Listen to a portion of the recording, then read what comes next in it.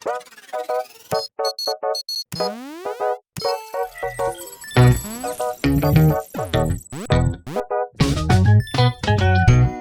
is the Nothing Phone 3, and man oh man, what a fascinating phone this is.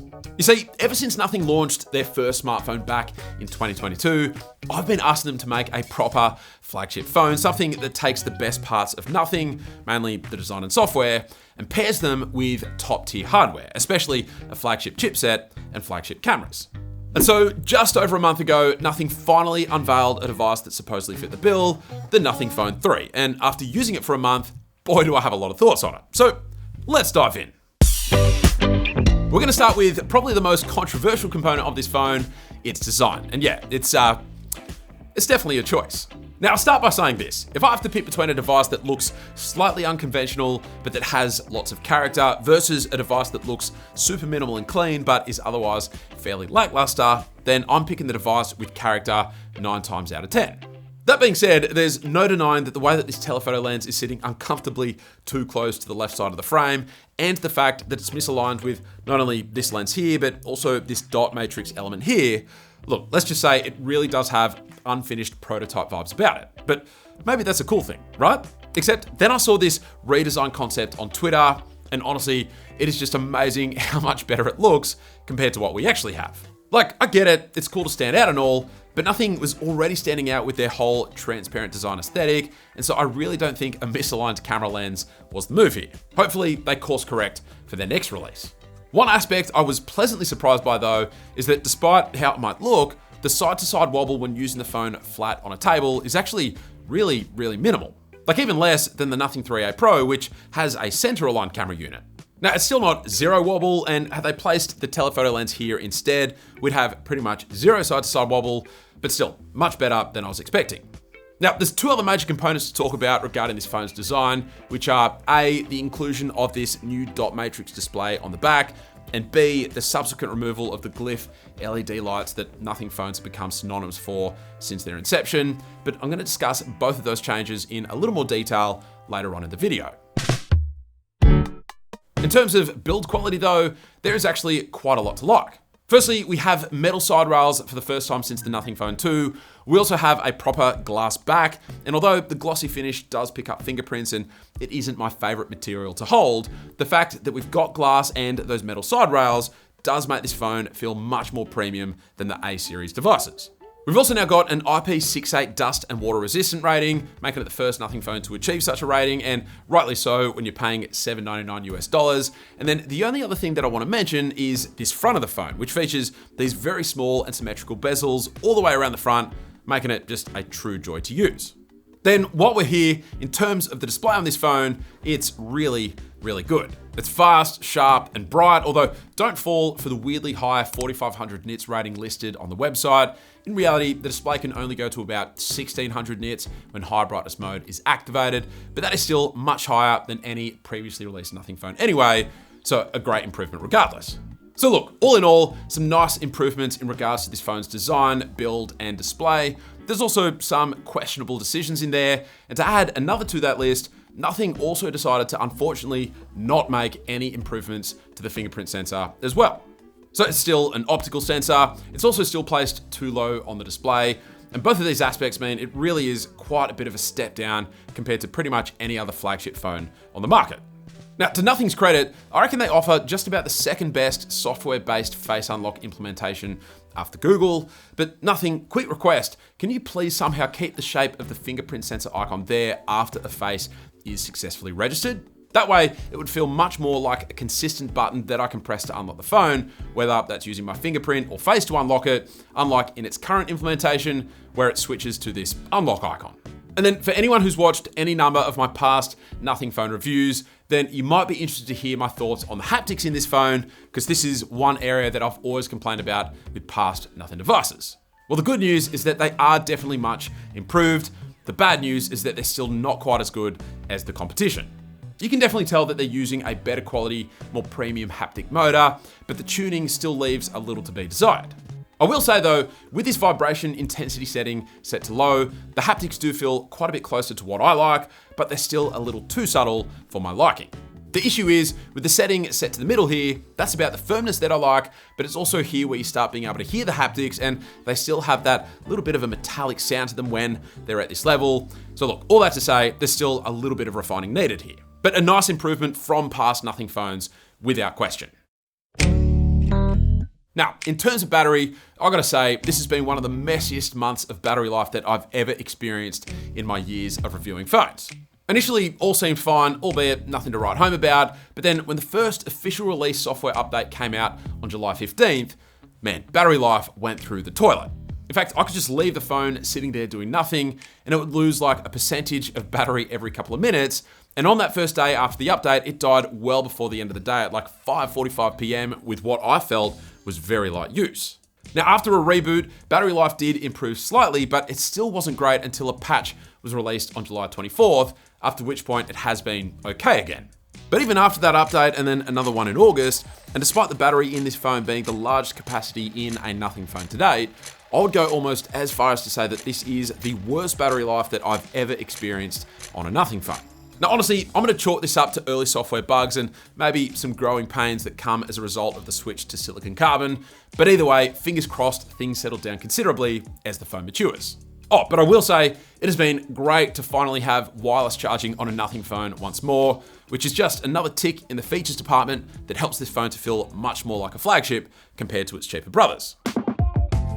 All right, real quick, just wanted to take a moment to thank today's video sponsor, PLAUD, and their Note AI voice recorder and note taker. Now, I've tried using my phone to record audio in the past, and it just never works as cleanly as I want. I often want to be able to look at my phone to check questions or notes. Notifications often come through, causing the phone to vibrate, and the audio just ends up being messy and inconsistent as a result. Plus, it's not very professional looking.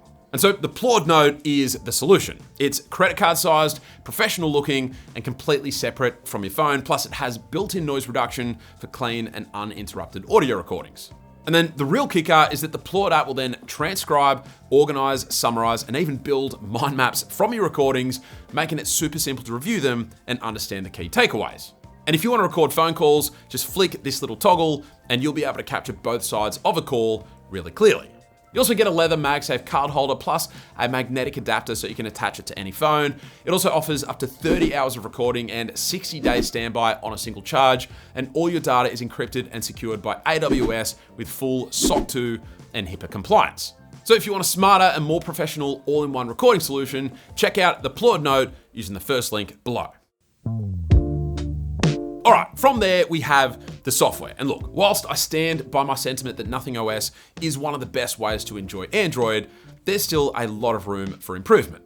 And I was initially just gonna list off all the improvements in this video here, but then the list ended up getting so long that I thought it probably deserves its own video. And so I went ahead and made a separate video, which I published last week, and which you can check out using the link in the cards. I will just say this though, I'm very interested to see what Nothing is cooking up for the not too distant Nothing OS 4 update based on Android 16, because with more and more phones going the way of blurry and glassy style UIs, I do actually feel like Nothing OS is now starting to feel ever so slightly dated, so it'll be interesting to see whether they stick to their guns here or go for something more modern. Just one really odd software bug to be aware of, which is that in the first week or two of using the phone, I noticed that whenever I connected to any audio device, the audio sounded really weird. Well, turns out this spatial audio setting was enabled by default for every single Bluetooth device for some reason, and turning it off fixed it. That's gotta be fixed in a future update. Anyway, go check out that Nothing OS video if you want my full thoughts on the software on this phone and how I think that they could improve things. But from there, I wanna move on to possibly the biggest talking point of this phone, this brand new Glyph interface. And let me address the elephant in the room first, the removal of the Glyph lights. And here's a potentially very spicy take. I say, good riddance, don't forget to close the door on your way out. You see, if you've watched any of my past Nothing phone reviews, then you'll know that I just literally never use the things. I mean, they were very cool in theory, but in practice, it was just so hard to decipher what the lights were actually trying to tell me in any given scenario. So for me, I was honestly not too disappointed to hear that Nothing was doing away with them, and this new Glyph Matrix interface actually makes a lot of sense. Now, would I prefer them to have gone a little more all in regarding the size of this Glyph element on the back here? Absolutely, but perhaps for such a radical new feature, they needed to test the waters a little and maybe they'll expand on it for future releases. But for me, in comparison to the Glyph lights, I find the Glyph Matrix infinitely more usable. Like, I'm someone who relies on using my phone's always on display as a quick way to glance at the time, hence why I never liked using the Glyph lights. But with this new digital clock on the Glyph interface, even something as simple as that has actually been useful enough for me to now put the phone face down and enjoy not feeling the need to be as connected to my phone. And in time, as this interface evolves to perhaps showing ticker text of a new message or contact names of incoming calls and so forth, as I said, I can truly see this being a fantastic tool that helps me to reduce the amount of times where I get sucked into long doom scrolling sessions.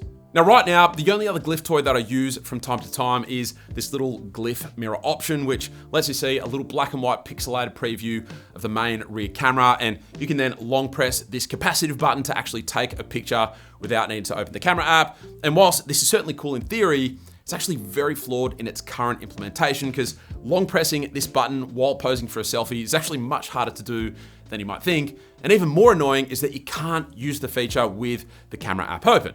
This is such a missed opportunity as far as I'm concerned, because I'd love to be able to use this feature while taking pictures of my kids, for example, so that they stay focused looking at the back of the phone whilst I'm behind the phone trying to take a photo. But alas, we can't currently do that. That being said, I love that nothing opened up the Glyph Toys API, because we're already seeing so many nifty community projects being built, and my guess is that we'll keep seeing more and more added in the months to come, both by the community and by Nothing themselves, which is just such a cool addition to this phone. So for me, the switch to the Glyph interface absolutely makes sense, and I'm definitely on board. I just want to see Nothing lean even further into it for future releases, rather than opting for such a small display like what we've got on the Nothing Phone 3. Real quick, as far as performance goes, a lot of people were up in arms when Nothing announced that they'd be using the Snapdragon 8S Gen 4 chipset in this phone rather than the 8 Elite. And look, when you come out and say things like, this is our first true flagship phone, but then you don't use the highest end chipset available, it does leave the door open for some criticism, I think. But apart from that aspect, I truly do not think that 99% of the population will be able to tell the difference between the two chipsets. Now, I'm not a gamer at all, so definitely keep that in mind. However, to put things into perspective, I would say that you're gonna get better performance out of this phone compared to Google Pixel phones. So that's a pretty nice comparison, but even compared to phones using the 8 Elite, you'll only notice a very slight difference in performance when playing extremely high intensive games. But aside from that, the 8S Gen 4 is still a very, very capable chipset, and it's certainly the best that Nothing has ever included in a phone to date. So I'm very satisfied with it. I just wonder if Nothing could have softened the blow by easing off on the true flagship wording in their marketing. And so finally, we have the cameras. And I'll be honest, this was seriously the biggest area that I was the most nervous to test when coming into using this device, because again, if you've watched any of my past Nothing phone reviews, this has always been their biggest weakness. And not necessarily in terms of output, but more so in regards to performance, where I've found that their phones have been so unreliable in regards to camera app performance that I really couldn't bring myself to use them long term beyond the review period. And I said in my review of the Nothing 3A Pro that I was fascinated to see whether a flagship processor would help all that much. And drumroll please, I'm very glad to report that this phone has been literally leaps and bounds better than any past Nothing phone that I've reviewed in regards to camera app performance. Like those issues that I've had where the app refuses to let me take more than 5 to 10 photos before completely blocking me out.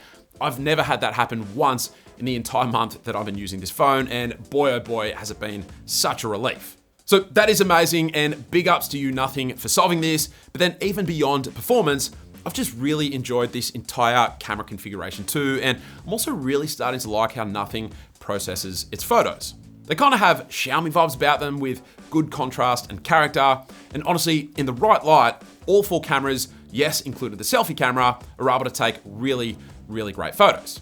In fact, this selfie lens is up there as one of the best selfie cameras on any phone that I've tried in recent times. And in actual fact, you're better off using the selfie camera over the main camera with the Glyph mirror feature as far as I'm concerned.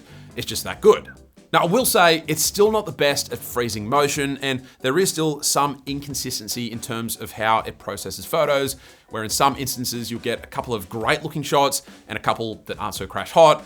I also wish that we could switch lenses when shooting videos at 4K 60, but all in all, it is a very satisfying camera package on this phone, which I'm chuffed about. Like, for reference, coming from the regular S25 before this, I would say that whilst that phone still has slightly better reliability, the results that you can get out of this phone are absolutely better and certainly have more character. And so here's my takeaway on Nothing's first supposed proper flagship phone. Whilst it might not necessarily be the best in class at any one thing, it is without question a very complete package now across the board. And then when you add on to that you've got a phone with a very distinct design and this very unique feature in the Glyph Matrix interface, then I seriously think that if you're in the market for a high-end phone, this is one you should look into. Can I see myself using it past this review period? Yep, absolutely I can. It offers all the features that I want in a flagship, plus even more in a very premium package with very little drawbacks. And again, I'm kind of very intrigued by this whole Glyph Matrix ecosystem and can see myself using it more and more as time goes on. Anyway, let me know what you think of this phone down in the comments below. And what would you like to see Nothing change for their next version?